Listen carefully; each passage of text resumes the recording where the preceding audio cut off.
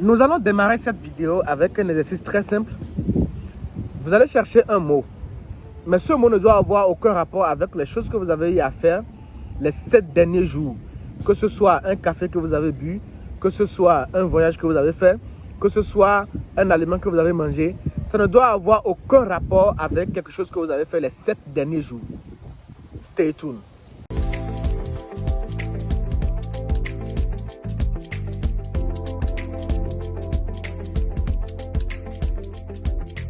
Salut à toi, je suis coach Salim Amoussa. Sur cette chaîne, nous parlons de développement personnel. Nous parlons de différentes astuces que tu peux mettre en place pour amener ta vie à un niveau supérieur parce que nous croyons qu'il faut savoir avant d'être, être avant de faire et faire pour avoir. Si c'est une thématique qui t'intéresse, alors abonne-toi et active la cloche de notification. Partage la vidéo afin que nous puissions faire grandir ensemble la communauté. L'exercice que j'ai donné au début de la vidéo, vous allez constater que vous aurez du mal à trouver un mot qui n'a aucun rapport avec les choses que vous avez fait les 7 derniers jours. D'autres vont trouver des mots, mais ne se rendront pas compte qu'en réalité, le mot ou les mots qu'ils ont trouvés ont forcément un rapport avec quelque chose qu'ils ont fait les 7 derniers jours. Et pourquoi cela? Parce que notre pensée est en lien direct avec les choses qui nous entourent, avec les informations ou les événements auxquels nous avons été en contact. Si nous voulons aller plus loin, si vous vivez dans un environnement avec une personne qui écoute la musique alors que vous n'aimez pas la musique, vous commencez d'abord par lui dire vraiment je n'aime pas cette musique que tu joues. Premier jour, deuxième jour, troisième jour. Au bout d'une semaine, la personne continue par jouer la même musique. Vous vous rendez compte après 2 semaines que quand il joue la musique, vous commencez par fredonner la musique dans votre mental. Jusqu'à ce qu'un jour vous vous retrouvez à être surpris en train de fredonner la musique qui auparavant vous n'aimiez pas. Cela voudrait donc signifier que notre environnement a un impact significatif sur notre manière de penser. Si nous avons dit dans les vidéos passées que la qualité de notre vie dépend de la qualité de nos pensées, il faudra comprendre que la qualité de nos pensées dépend de la qualité de notre environnement. Et l'environnement ici, ce n'est pas seulement ce qui est dans votre alentour immédiat. C'est aussi le type de vidéo que vous suivez sur YouTube. C'est aussi le type de groupe WhatsApp que vous partagez avec les gens. C'est aussi le type de page que vous suivez sur Facebook. Voyez-vous, il y a eu une crise économique en 2008 dans le monde. Mais croyez-moi, il y a des gens qui n'ont jamais su qu'il y a eu une crise économique en 2008. Simplement parce que dans leur environnement immédiat, il n'y a pratiquement personne qui se plaint des crises économiques. Il n'y a pratiquement personne qui se plaint de si ou ça est cher. Et donc, ils ne sont pas connectés à cette information.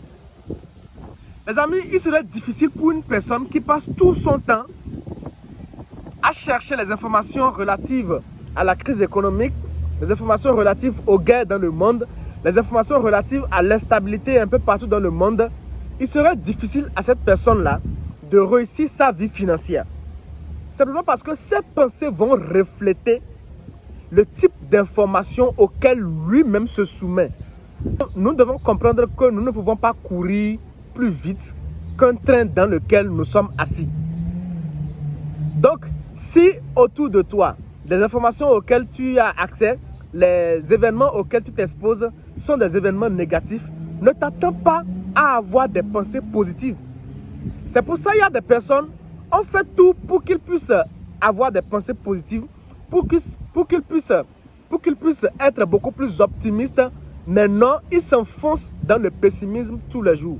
Parce qu'après avoir suivi une conférence sur le développement personnel, ou après avoir suivi une vidéo et ainsi de suite, ils se disent, bon, lui est en train de raconter sa vie, et ils retournent suivre ces informations négatives-là qui vont l'amener à avoir des pensées négatives. Et c'est là tout le problème de plusieurs personnes. Ils n'arrivent pas à se détacher des sources d'informations négatives qui ne les aident pas. Voyez-vous, lorsque vous prenez la plupart des revues de presse dans nos pays africains, vous allez voir qu'on passe plus de temps à nous parler de ce qui ne va pas dans nos pays, sur notre continent et dans le monde, que de ce qui va bien dans nos pays, sur notre continent et dans le monde. Résultat, une personne qui est soumise à ce type d'information tout le temps, tous les jours, tous les matins et tous les soirs pour certaines personnes, avec des analyses qui vont encore en profondeur de ces problèmes-là, va commencer par penser que dans le monde, il n'y a que de problèmes. Et à force de penser que dans le monde, il n'y a que de problèmes, il va attirer dans sa vie que des problèmes, que des situations négatives. Et donc, pour changer la donne, c'est très simple. Il faut commencer par se désabonner des chaînes qui vous informent sur les choses négatives et vous abonner à des chaînes qui vous informent sur les choses positives.